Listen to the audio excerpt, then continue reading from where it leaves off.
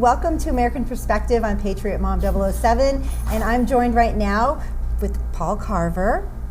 Hello, Paul. Thanks for coming out today. Well, thanks for finding having our me. studio here.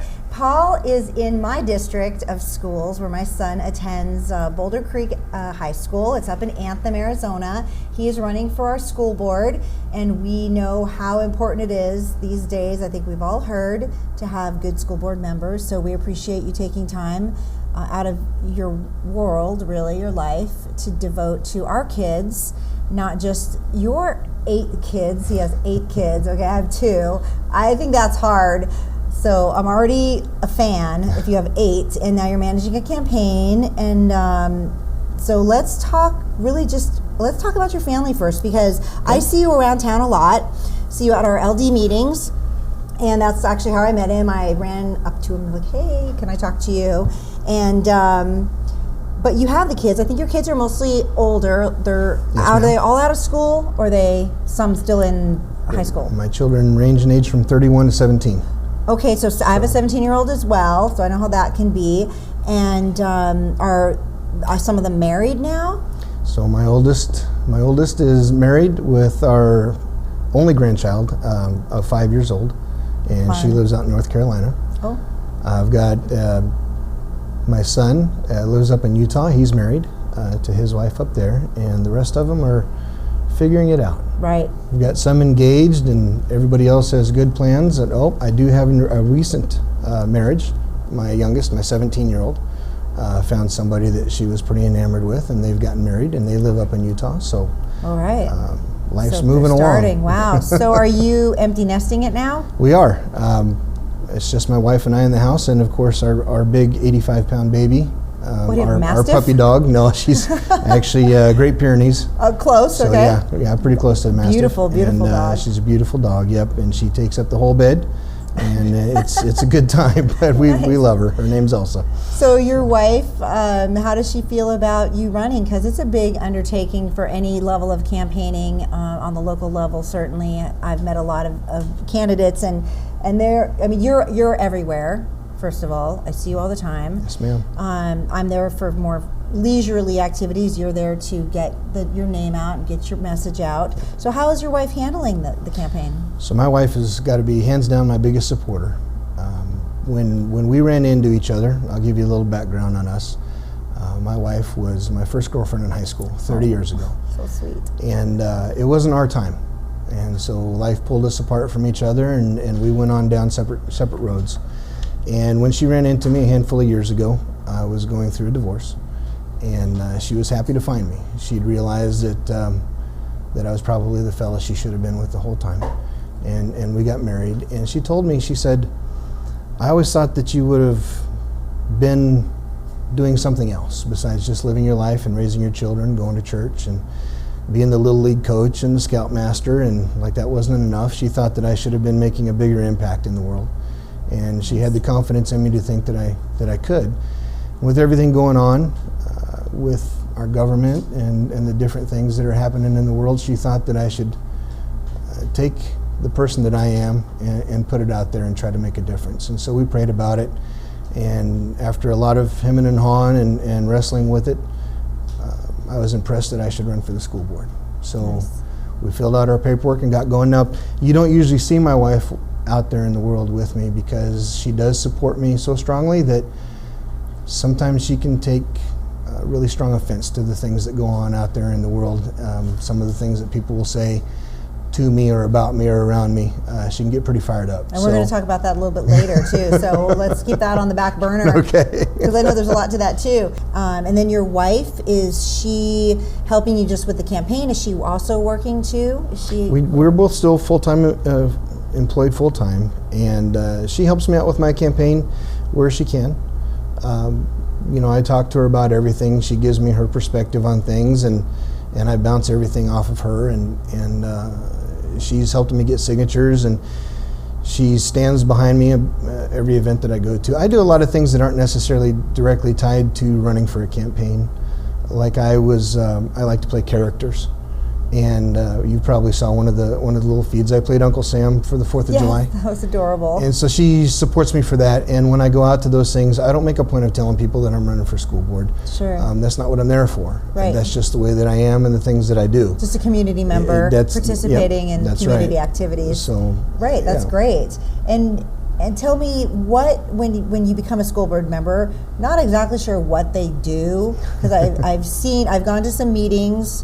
My sons were in Cave Creek prior, and I was actually at a recent meeting there not too long ago, and they gave out some awards to some people in the audience. I mean, it didn't seem very proactive school board meeting-ish. I was expecting a little bit more businessy. Right. So tell me too, because I'm new to this whole game, right, of politics and all these positions. What is it as a school board member you would bring? What's the goal when you run for this office? Well, I've got a couple of platforms in my campaign that I want to see happen when I get on the board. But I mean, the basic function of the school board is to be the liaison from the community to the administration. The school board sets policy.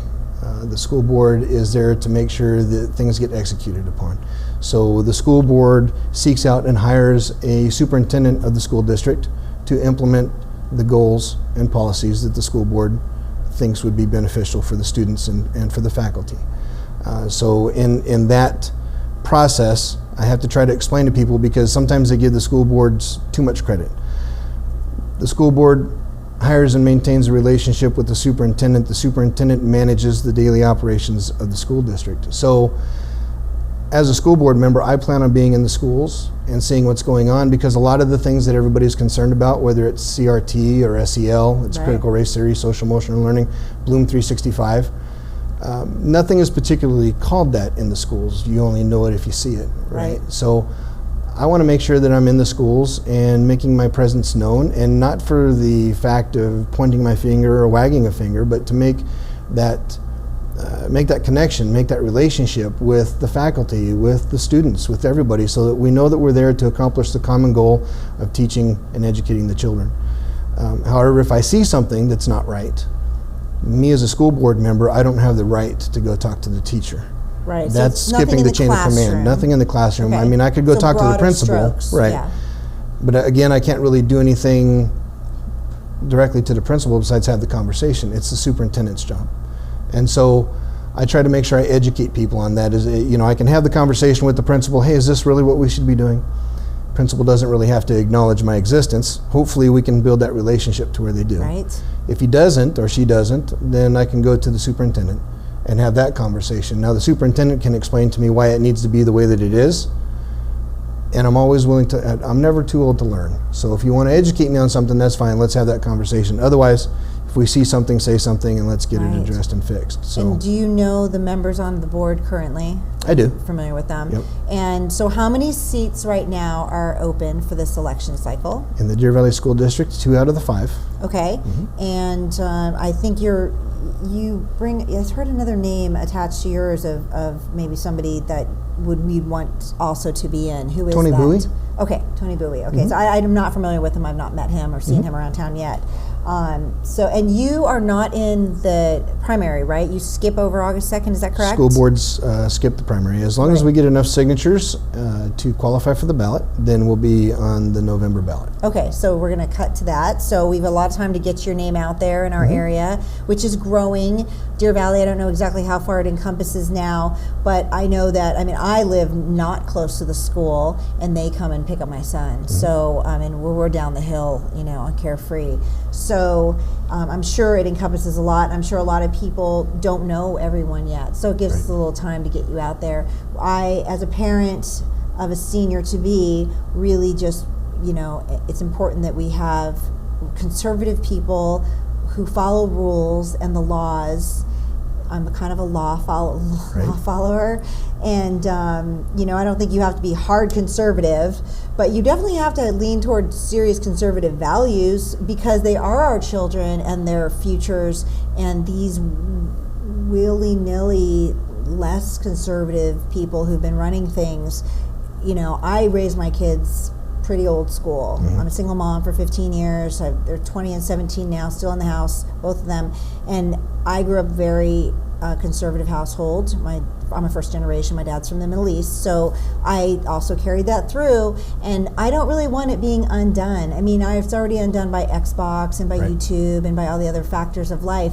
I don't really want it undone in school. So, what types of strong beliefs are you going to be trying to bring and infuse into our school board to try to get them to move maybe here or there? Right. So, it's important to realize that in our country, everybody has equal rights and equal representation. So, whereas I'm a very devout Christian and I practice my faith, and as much as I would like to see daily prayer in the schools and Bibles and everything, we need to understand that what's good for one is good for all.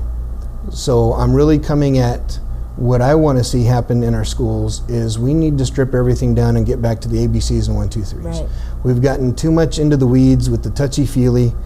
I am all for the students' mental health and their well-being, but the fact that there are certain things that have been introduced into the schools where now counselors and teachers don't have to report back to parents when there's a problem with the child. Wrong. And I don't mean problem in a bad way, but when I was in school, if I went to the counselor, I was changing my schedule, maybe had a bad night at home, maybe my girlfriend broke up with me, whatever, and you took a note home to your parents so that the parent would know. And now there's this big push with this concept of children having equal rights as adults, that they also have the amount of privacy that an adult has and that the parents don't need to know, which is driving a wedge in between the family unit.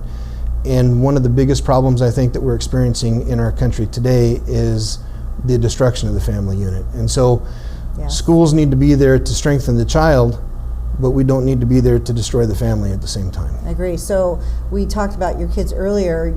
You have a diverse clan, if you will. I do. Multicultural, ethnic, racial, I should say. Yes. Who knows what the words are? I don't know. I sort of struggle for the word. And I mean, how do your kids feel? I mean, they're past this ridiculous point of schooling. My son's still in it, but I get from my son what you just said. I was here. I'm 17 now. I get to make my own choices. He told me the other day he has a half a day his senior year, and I'm like, that's not right. You do not. I didn't sign off on that. Right. I'm calling the school. He said, Mom, call them, see what they tell you. Yeah. That's what he said, see what they tell you.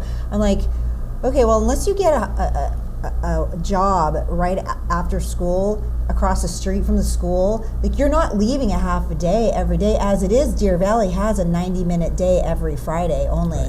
Right. I just look at the calendar. So every Friday, for those who don't know, I don't know if it's our district exclusively here, but every Friday, my child, all the kids in Deer Valley, only go to school for 90 minutes every Friday, 4 Fridays a month. That's 2 full days. And then they have they have all the Mondays off, they have some half-day Wednesdays. There's a lot of days off. So I don't really like my son running around town at 17. It's just not a place I want him to do with his friends. I'm just like that. I want him home or at work or at school. Like, he's not an adult yet. There's certain places for kids. So how do your kids feel about everything? I mean, one is a parent. So how are they seeing all this come down and dad's gonna, champion for the other kids?